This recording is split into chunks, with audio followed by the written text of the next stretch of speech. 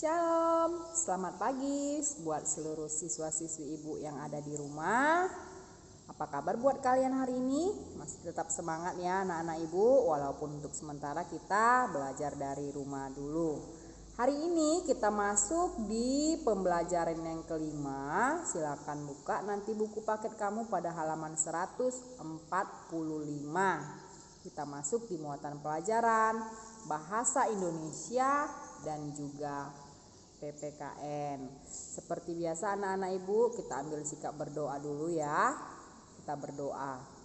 Tuhan Yesus, kembali kami datang padamu buat hari ini. Kami merasakan kasih setia Tuhan boleh menyertai kami.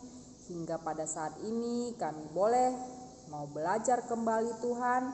Biarlah Tuhan yang menuntun kami sehingga kami memperoleh ilmu dari video pembelajaran hari ini. Berkati setiap guru dan juga orang tua kami. Dalam nama Yesus Kristus kami berdoa dan mengucap syukur. Amin. Nah, buku paket kamu halaman 145. Pernahkah kamu mendengar kisah seseorang yang hampir gagal dalam meraih cita-citanya? Kita simak cerita berikut ini, lalu kita boleh ambil nilai-nilai penting yang ada di dalam cerita tersebut.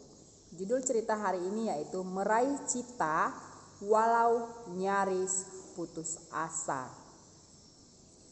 Tawa riang dan teriakan lantang datang dari pemilik kaki-kaki kecil yang menyepak bola di tanah lapang di sebuah kecamatan bernama Ledokomba. Langit pun mulai berwarna jingga, awan kelam pertanda siang telah berganti malam. Pemilik kaki kecil itu pun kembali ke rumah berkumpul dalam hangatnya keluarga. Kini kaki kecil itu telah menjadi kaki yang kukuh dan lincah, menari di atas rumput yang hijau dan stadion yang besar. Pemilik kaki-kaki kecil itu adalah Bayu Gatra Sanggiawan. Pemuda ini lahir pada tanggal 12 November tahun 1991 di Kecamatan Ledokombo, Kabupaten Jember, Jawa Timur. Telah lama ia ingin menjadi pemain sepak bola profesional. Pada tahun 2005, Bayu bergabung dengan tim kebanggaan warga Jember, yaitu Persib Jember. Setiap hari ia berjuang menghabiskan waktu 45 menit untuk menuju tempat latihan dari rumahnya yang jaraknya cukup jauh. Ia rajin berlatih dan menunjukkan prestasi yang gemilang.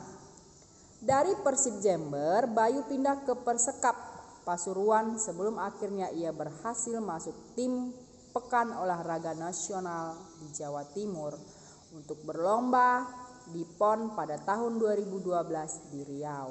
Akan tetapi kemudian ia mengalami cedera lutut parah saat prestasinya sedang gemilang. Cedera itu hampir membuatnya putus asa hingga ia ingin berhenti bermain bola. Namun doa dan dukungan dari keluarga membuatnya tetap bersemangat. Ia melakukan operasi agar dapat berlari kembali di lapangan rumput. Setelah mulai pulih, ia meninggalkan porsi latihan agar untuk mengejar ketinggalannya. Kerja keras dan keinginannya membuat hasil. Bayu pun kembali tampil hebat di lapangan hingga membawa timnya menjadi juara. Nah, anak-anak ibu, kesimpulan dari cerita si Bayu hari ini yaitu kerja keras dan kegigihan membuat dia tampil hebat di lapangan hingga membawa timnya menjadi juara. Nah, itu merupakan kisah seorang anak laki-laki yang bernama Bayu yang memiliki kegigihan untuk meraih sebuah cita-cita tanpa rasa mudah menyerah dan putus asa, ya. Itu nilai moral atau pesan moral dari cerita Meraih Cita Walau Nyaris Putus Asa. Anak-anak ibu masih ingat ya tabel yang seperti kita kerjakan kemarin di sekolah? Nah, di sini kamu buka buku paket kamu pada halaman 146. Di sana kita akan melengkapi diagram berdasarkan bacaan yang telah kita baca tadi. Nah, Cita-cita Bayu, Ibu kasih sedikit bocoran, yaitu menjadi pemain sepak bola.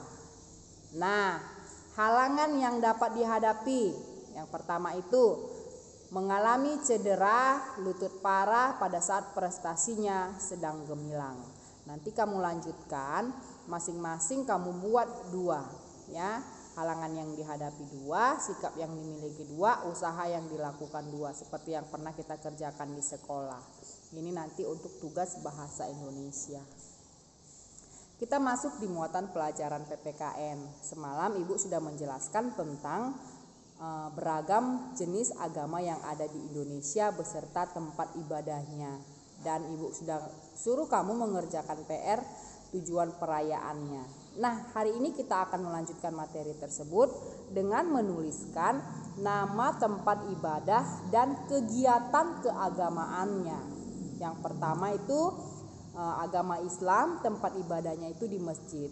Kegiatan keagamaannya, sholat wajib berjamaah 5 waktu boleh dilakukan di masjid, sholat Jumat, pengajian Al-Quran, ceramah, taman pendidikan Al-Quran, peringatan hari besar agama Islam, buka bersama saat puasa, menerima dan menyalurkan zakat, dan masih banyak contoh yang lain. Nah, yang kedua, agama Kristen tempat ibadahnya itu di gereja. Nah, kita ya, apa kegiatan agama yang ada di gereja? Yaitu menyiapkan diri untuk menyambut pesta Natal, tempat beribadah setiap hari Minggu, ya kan? Kegiatan keagamaannya itu Epifani atau Teofani atau manifestasi Yesus Kristus terhadap dunia dalam bentuk kelahirannya, Kamis Putih, Jumat Agung, Sabtu Suci, Hari Raya Paskah, dan kenaikan Tuhan Yesus. Berikut itu kegiatan keagamaan umat agama Kristen, Protestan, dan juga Katolik. Nah, lalu agama Buddha, tempat ibadahnya itu vihara. Kegiatan keagamaannya yang pertama itu di vihara dilakukan sembahyang dalam rangka meneladani perjuangan Buddha dalam hidup. Yang kedua, Waisak, memperingati lahirnya Pangeran Siddhartha. Yang ketiga, Magha Puja, mengenang peristiwa ketika Sang Buddha bertemu dengan 1250 muridnya. Dan boleh kamu baca lagi ya. Nah, yang berikut itu ada agama Hindu. Ingat ya, tempat ibadahnya itu di pura. Jenis kegiatan keagamaannya itu yaitu persembahyangan memuja Ida Sang Hyang Widi. Nah, Siwaratri yaitu memperingati malam agung turunnya Siwa.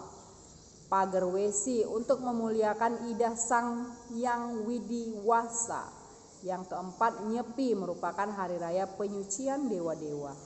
Galungan yaitu kemenangan Dharma. Kuningan yaitu resepsi bagi hari raya Galungan, dan yang lainnya. Nah, yang terakhir agama Konghucu, tempat ibadahnya itu juga sama ya, vihara ya.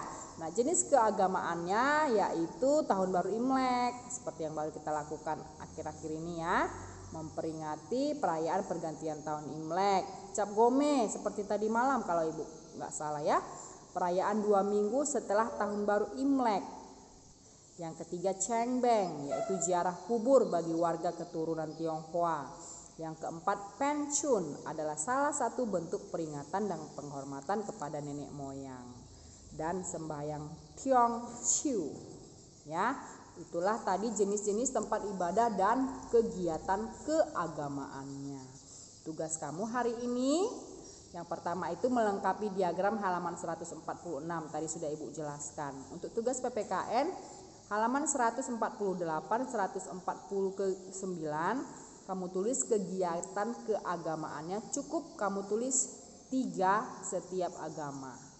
Boleh kamu tulis dalam bentuk tabel ya. Demikian materi kita hari ini. Silakan kamu putar kembali videonya supaya kamu dapat memahami isi dari video pembelajaran tersebut. Tetap semangat belajar ya anak-anak Ibu. Selamat pagi, Tuhan Yesus memberkati. Tetap semangat, salam sehat buat kita semua. Shalom.